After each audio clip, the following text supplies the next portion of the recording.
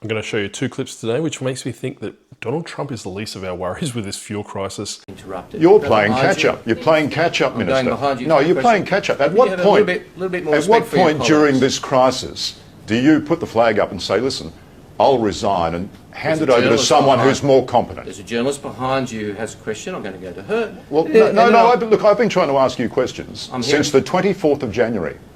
Open and honest questions about your renewables obsession. And your one thing I want you to focus on in this video is Chris Bowen's face. So if you watch his face, it resonates that he's not in control of this conversation. He's very uncomfortable. He's darting around. He's looking for a lifeline to get out of this line of questioning. But he's putting pressure on it, which I would love to see more often across it. If you aren't Australian, we have something called a Dorothy Dixer. And a Dorothy Dixer is something they do in question time.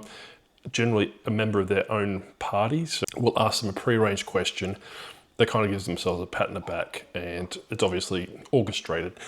This is a little bit different, and this kind of gives you an idea of this guy doesn't really know what the hell's going on, and it's not really filling me full of confidence. Your office has continually, 13 emails, Minister, continuously rejected our approach. Now, why can't you sit down and answer open, honest questions? I've held a press conference every day. This is the first press conference you've been to ask me a question. I've taken one question. I'm going to go to You've taken one question. That's very brave. I'll come back. That's very brave. So I'm just going to pause it right there really quickly. Like I was saying before, you can see he's visibly uncomfortable, the facial expressions.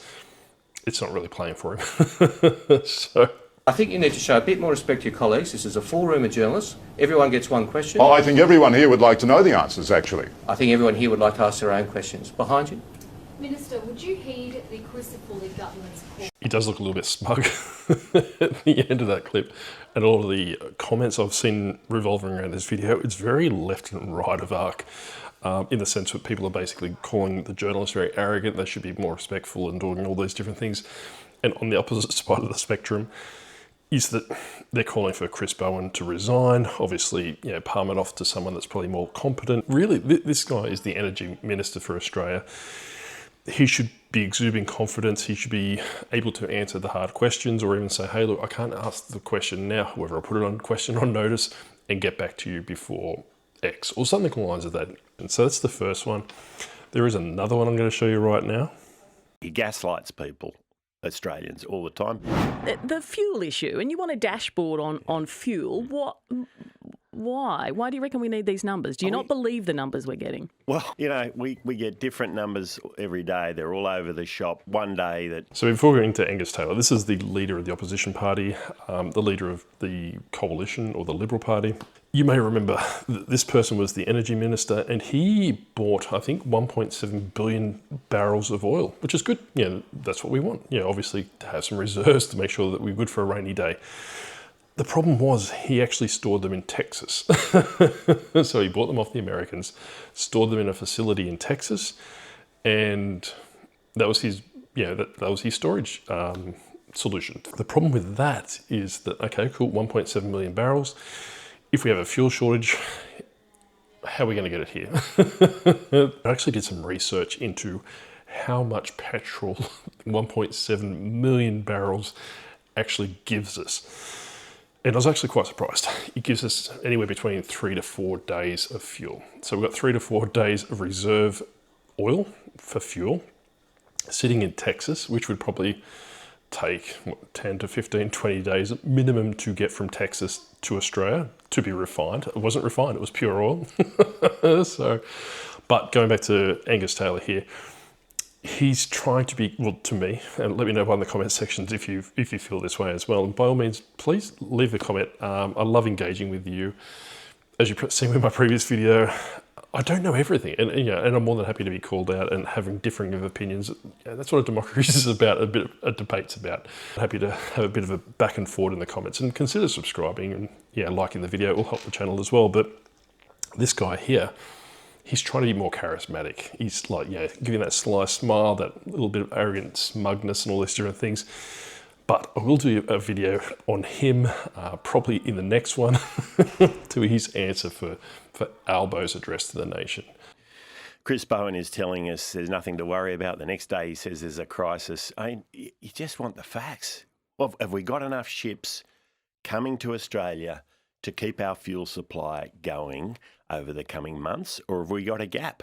And I see these press conferences where Chris Bowen stands up. He quotes different sorts of numbers from each state. It's all over the shop. Frankly, I can get better information by just going online than I get from him most of the time. Do you not believe? So he does make a good point there. So obviously we need to know if there's some sort of supply chain issue or otherwise. However, when, and I suppose from a devil's advocate point of view, is that Angus is not actually giving us any quantifiable data or any facts in his, other than trust me, bro, that he's actually, that Chris Bowen's making this stuff up. We don't have that analysis. He could have gone back and said, a stronger argument would have been, it's like, hey, I've reached out to the state premiers, I've reached out to the state energy ministers. These are the reports that the Albanese government's coming back with, and this is the reports, the state government. They're not mixing up or they're matching up, all these different things. Leave him. Is that what the issue is? Well, I just don't think. I think everything is clouded in his spin. He's trying to spin it all the time. He always has done this, and he gaslights people, Australians, all the time. It's a bit ironic, isn't it? Calling cattle black on that, but let me know what your thoughts are. But like I was saying, going back to the Chris Bowen one, visibly uncomfortable, quite nervous. It's almost like he doesn't know he's been caught out and doesn't know how to react, where Angus, I think, is trying to be that more smug in kind of placing, saying, hey, look, he's gaslighting us, he's not telling us the truth. But on the flip side, it kind of gives me the impression that that's what he's doing. But I'm going to wrap up the video there. I'm going to run a video from a comedian that I came across quite recently. I'll leave you with Albo's apology for his address to the nation. My fellow Australians, I want to address the elephant in the room. I don't want to cut this guy off. This is the last time, I promise. But I think this is more, and one of the critiques that I gave for Albanese in the last video is that he didn't have that natural speech pattern. This guy, speaks more like Albo than Albo does. My very presidential address to the nation.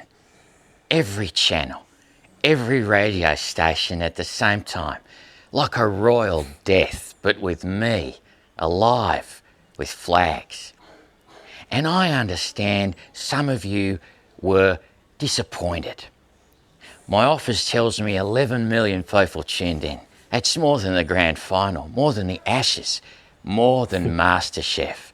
11 million Australians stopped what they were doing and thought, this is it. This is serious. The Prime Minister's about to tell us something huge, something very important.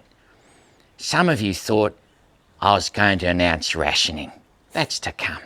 Some of you thought I was going to declare a state of emergency. That's to come. The hopeful among you thought I was going to resign, which was hurtful and wrong. And then I came on and I looked at you and you looked at me and I said, be Australian, catch the bus, think of each other. And then it was over, 3 minutes. Some of you hadn't even sat down yet. Your nan was still getting her tea. She said, I don't even have a bus. And she's right, she doesn't. She lives in Dubbo. Now, in hindsight, I could have used the opportunity slightly differently. For example, I could have said how much fuel we actually have in litres with a number. I promise this is the last one, but yes, he could have done that. Some quantifiable data would have been nice. I could have named all the countries who are sending us more, and I could have thanked them. I could have explained why petrol stations are charging you $3 for fuel that was already in their tanks. I could have told farmers they'll have diesel by a date, an actual real date. I could have said, here is the plan, here are the steps, here is when it gets better. I could have done all that. I could have been a leader. I could have treated you all like grown-ups. I could have been a grown-up. Instead, I gave you a condescending grin and said, enjoy your Easter. Anyway, I'm not going to apologise. I don't apologise. I reflect. There's a difference, and that's important. And what I'm reflecting on is that sometimes less is more, and sometimes less is just less. And yesterday was bloody pathetic.